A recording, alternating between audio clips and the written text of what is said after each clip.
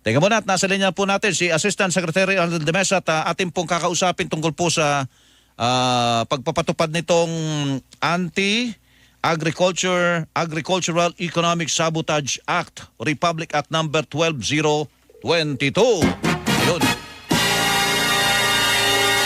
Asek de Mesa, magandang umaga po. Hello, Asek.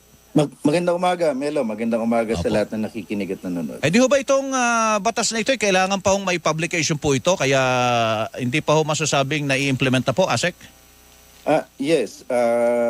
Well, actually, hindi pa natin siya makita sa official gazette. Opo. Nasa 12/021 pa yung nakapublish. So, iintayin ito na ma-publish sa official gazette at sa newspaper of nationwide circulation. Opo, okay. So, hindi pa rin po ba na uumpisahan yung pagbubuo po ng may enforcement group daw ito eh.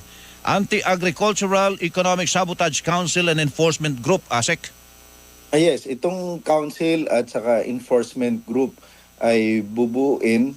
Tutulong ito, of course, para talagang makapture, ma-prosecute at mapunish yung mga involved dito. Kasi malawakan itong magiging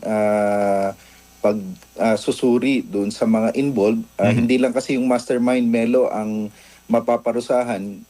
Target din ito yung mga accomplices, kagaya ng financiers, brokers, yung mga empleyado na involved, at kahit yung mga transporters saka warehousemen ay pwedeng maparusahan. Opo. Dito po sa council na ito, sino po ang mamumuno po dito, ASEC?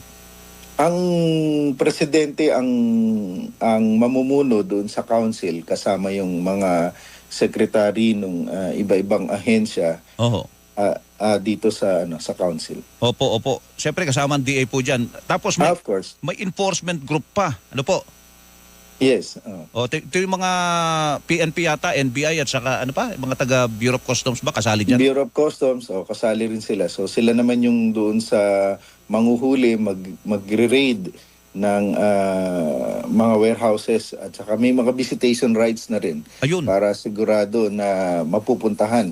Kasi pag may mga warehouses na may mga pagkain, yun ang talagang titingnan natin kasi baka karamihan doon illegal ang mga laman. Di ba nung huli tayo mag-usap, Asek, sabi nyo ang problema doon sa mga pantalan natin dyan sa Maynila, hindi naman nakasaad doon na basta makakapasok yung mga taga riyan sa inyo, taga Bureau of Plant Industry, para ma-inspeksyon, po? Tama ba yun? Yes, hindi kami basta-basta nakakapasok at kailangan of course ng mga necessary approval. So sa ngayon talagang sa pagpasa nitong batas na to, itong enforcement group, meron na sila mga visitation rights. Ayun, kasali na po ito. Kasali din pala dyan ang Philippine Coast Guard, po? Yes.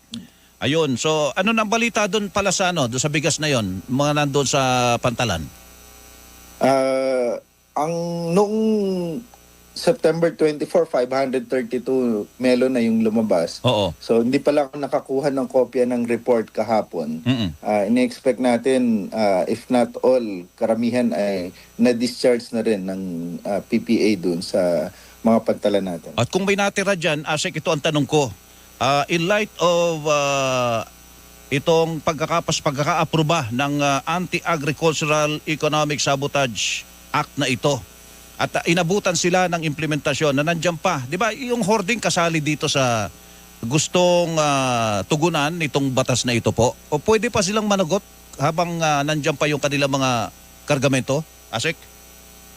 Melo, yung sa 12/022, tama ka.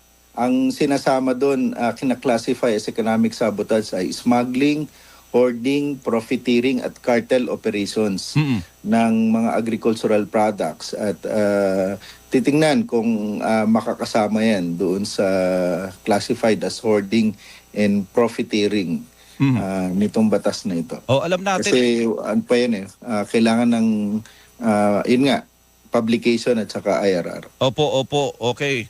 So ang parusa dito ay 4 times nung value ng smuggled goods. Asek? Depende kung ikaw talaga yung napatunayan na may kasalanan, bukod doon sa non-bailable ito, life imprisonment at yung fine ay up to 5 times nung smuggled goods. Ngayon, kung accomplice ka naman, ang kulong sa'yo ay 20 to 30 years. Tapos yung fine is twice or double nung product value. Iba-iba rin pala, ano po, oo. Oo, yung life imprisonment para doon sa talagang naglusot ng kargamento, yung may-ari, ano po? Yes. Opo, ayun pala naman. Teka, may sinasabi rin sa batas pala na mayroong reward, ano? May reward ba dyan? Asek? May reward system doon sa magbibigay ng information. Depende doon sa mga value rin na may smuggle. Okay. Teka, kasi dito sa smuggling, ang binabangga dito, Asek, sindikato. Hindi naman to mga papitsugi, mga trader lang eh. Kaya namamayagpag yung mga yan dahil sa kanilang impluensya. Paano naman yung kaligtasan ng mga magbibigay ng impormasyon, yung mga informant natin? Meron bang nakalagay na provision sa batas tungkol dyan? Ano naman yan? Sa lahat ng batas may protection naman. Opo. Kasi they will remain anonymous yung mga magbibigay ng information at bibigyan ng sapat na protection ng ating mga enforcement group at ng ating batas. Melo, may dagdag ko lang din, from January last year hanggang August 2024, yung BOC nakapagtala sila ng 1,803 operations. Yung nabanggit mo kanina, worth 3.7 billion yun. Bukod pa yung sa mga, kunwari, kasi ngayon na-consider na rin yung definition ng agricultural products kasama na ang livestock, aquatic products at saka ang tabako. Sa tabako, malaki yung talagang naging problema sa mga illegal trade. Malaki ang nawawala rin sa ating pamahalaan. Ayun, okay. So, ganun pala. Hintay-hintay mo. Hindi ko na masyadong tatanungin kayo dito sa reward system. Baka inaayos pa rin naman yan. Ang tanong ko lang dyan, saan ba manggagaling yung pang-reward, Asek? Hindi ko lang din matiyak, Melo, pero of course, rin yan sa ating pamahalaan. Opo, sige po. Yun lang po at maghintay kami. Sana may masampulan sa bagong batas natin. Ano pa naman to, hinihintay pa natin yung publication na matapos sa loob ng 15 araw. Asek, ano po? Tama yun, Melo, kasi talagang ang pinupuntiran itong batas nito, yung mahuli, ma-prosecute at maparusahan yung lahat ng gumagawa. Talagang matindi itong batas na ito.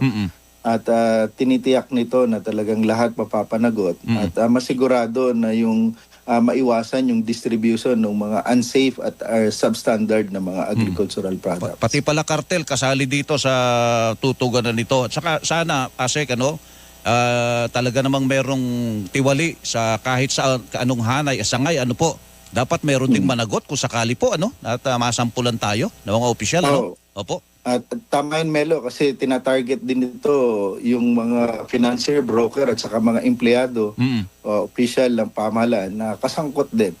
Including nga yung mga nagbumabiyahe at saka yung nasa warehouse. Talagang sakop lahat na pwedeng maparusahan dito sa RA 12022. Opo, sige po. Asek, salamat po. Magandang umaga po sa inyo. Maraming salamat din, Melo. Mabuhay ka. Good morning. Si Assistant Secretary Arnel De Mesa, spokesperson ng Department of Agriculture.